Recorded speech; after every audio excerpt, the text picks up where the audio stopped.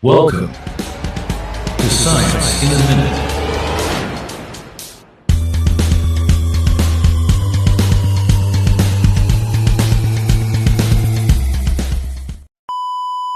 Hi, it's Jet. Welcome to Science in a Minute. Today we have another topic about Newton's laws of motion. And here's another question. Why do astronauts experience weightlessness in space according to Newton's laws? A. There is no gravity in space. B.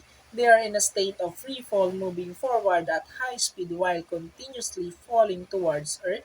C. The spacecraft generates an anti-gravity force. D.